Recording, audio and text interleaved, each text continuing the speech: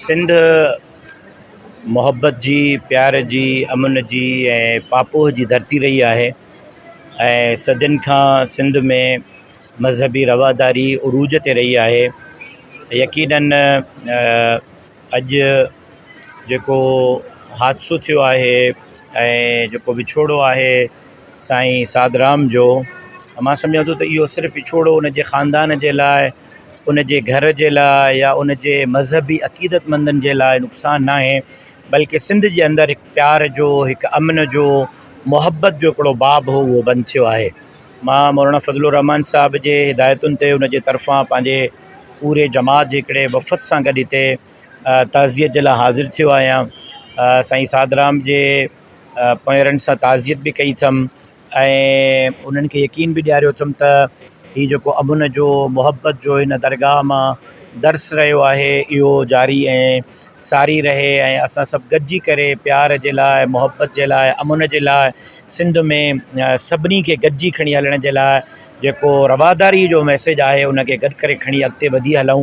सो मां अॼु तज़ियत जे लाइ हाज़िर थियो आहियां ऐं यकीनन मां इहो नुक़सानु सम्झां थो त इहो सिर्फ़ु हिकिड़े कंहिं फैमिलीअ जो न आहे, इहो सॼी सिंध जो नुक़सानु आहे ऐं तमामु वॾो हिकिड़ो माण्हूअ जो विछोड़ो थियो आहे। अल्लाह साईं सादराम जे पोयरनि खे सब्र जी तौफ़ीक़ बि नसीब करे ऐं जेको आहे उन्हनि खे हिमत बि ॾिए त उहे पंहिंजे वालिद जी लेजिसीअ खे खणी करे अॻिते हलनि ऐं अमन ऐं प्यार ऐं मोहब्बत जे पैगाम खे अॻिते वधाइनि। महिरबानी। जी, अॼु मां हिते रड़की शरीफ़ में साईं सादराम जे विछोड़े ते उन्हनि जी फैमिली सां ताज़ियत लाइ हिते हाज़िर थी आहियां।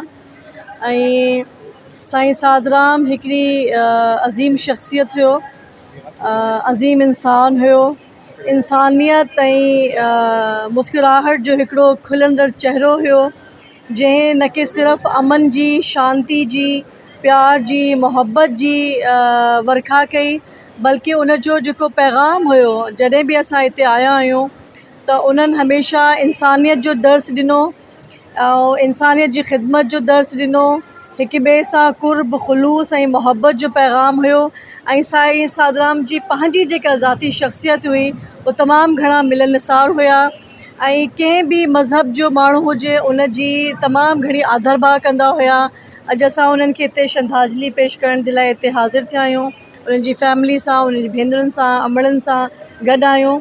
इहा ज़िंदगी त दुनिया त आख़िरी हिकिड़ो स्टेज आहे ऐं हिन स्टेज ते हर कंहिंखे पंहिंजो किरदारु अदा करे हिन दुनिया खां वञिणो आहे। पर साईं सादराम अमर थियो आहे पंहिंजे किरदार जे करे, पंहिंजे इख़लाक़ जे करे ऐं पंहिंजी जेका उन जी इंसानियत जे लाइ सर्विसिस हुयूं, उन जी ख़िदमतूं हुयूं, उन जे करे सां उन्हनि खे भेटा पेश कयां थी, उन्हनि जी फैमिली सां ताज़ियत कयां थी, उन जे पुटनि सां ताज़ियत कयां थी ऐं दुनिया में रहंदड़ उन जा जेतिरा बि चाहींदड़ आहिनि, मोतक़िद आहिनि, अक़ीदतमंद आहिनि, उन्हनि सभिनी खे मां मुंहिंजी तरफ़ां ताज़ियत क़बूल हुजे। गुज़ारिश कंदुमि त साईं जो लॉस सिर्फ़ु या ख़ानदान या हिकु कम्यूनिटी ते न आहे, मां सम्झां थो त पूरो एज़ अ सिंध अॼु अफ़सोस में आहे।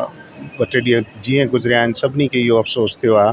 साईं जी वॾी हिकिड़ी शफ़क़त वारी शख़्सियत थी ऐं हमेशह हर पाड़े वारो हुजे या हिन इलाइक़े जो हुजे या साईं खे हमेशह रिस्पेक्ट जी नज़र सां ॾिसंदा आहिनि। ऐं मूंखे यादि आहे साईं सां तक़रीबन 2-3 साल असांजूं कचहरियूं थींदियूं हुयूं। तमामु हिकिड़ो शफ़क़त वारो इंसानु हो ऐं हमेशह सभिनी सां प्यार सां रहियो ऐं पाड़े लाइ ख़ासि करे उन्हनि जो हिकिड़ो तमामु रोल रहियो। सादराम जो नुक़सानु तमामु वॾो नुक़सानु आहे ऐं मां सम्झां थो त हिंदू बिरादरी जो त नुक़सानु आहे, पर मुस्लमाननि खे बि ओतिरो ई अफ़सोस आहे, छाकाणि त तव्हांखे ख़बर आहे त सिंध सूफ़नि जी धरती आहे। हिते जेके आहिनि सूफ़नि जी तमामु घणी इज़त आहे, जेके इंसानियत जी ख़िदमत कंदा आहिनि ऐं सादराम साहिबु हमेशह असांजे तालके ठुल में ओॾांहुं बि ईंदो रहियो ऐं हिते बि तव्हां पाण ॾिसो त बग़ैर मज़हब जे मतभेद जे तमामु जेके बि आहिनि उलमा कराम, सियासतदान, आम जेके इंसान आहिनि उहे मोहबत में अचनि था। इहा उन जी शख़्सियत हुई ऐं उन जो जेको नुक़सानु थियो आहे साईं सादराम जो, उहो मां सम्झां थो उहो सदियुनि ताईं न भरिजी सघंदो। तमामु घणो अफ़सोस थियो आहे। असां बि तमामु सुठो पुराणो तालुक़ु हुअसि, हमेशह असां हिते ईंदा रहंदा आहियूं। अॼु हिते अची करे ॾाढो ॾुख बि थियो आहे ऐं दुआ कयूं था त अलाह ताला हिन जे पोयनि खे बि इहा हिदायत ॾिए त जहिड़े तरीक़े सां दरबार इंसानियत जी ख़िदमत कंदी रही आहे त हे पोयां बि उन सिलसिले खे जारी ऐं सारी रखनि। ऐं तव्हां पाण ॾिसो त मज़हबी हम आहंगी जो आहे वॾो मिसाल आहे त हिते मां जीअं पहिरियों चयुमि त हर क़िस्म जो माण्हू अचे थो ऐं उन सां मोहबत ऐं अक़ीदत जो इज़हार करे थो। अलाह ताला उन खे बख़्शींदो, असांजी दुआ आहे।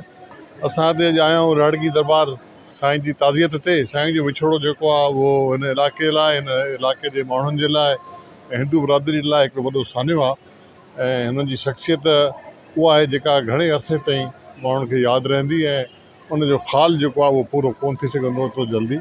हुनजी ख़िदमत, हुनजे माण्हुनि जे लाइ हुनजो मोहबत प्यार उहो हिकिड़ो मिसाली हो ऐं असां सां बि हुनजो तालुक़ु भाइपी वारो तालुक़ु हो ऐं हुन में असांजी हमेशह मदद कई। असां हुनजा हमेशह फुराईंदा रहियासीं ऐं हाणे उहे हिन दुनिया में न आहिनि। अलाह उन्हनि खे जन्नत में जाइ ॾींदो ऐं असां सम्झूं था त इन इलाइक़े जे लाइ वॾो नुक़सानु थियो आहे।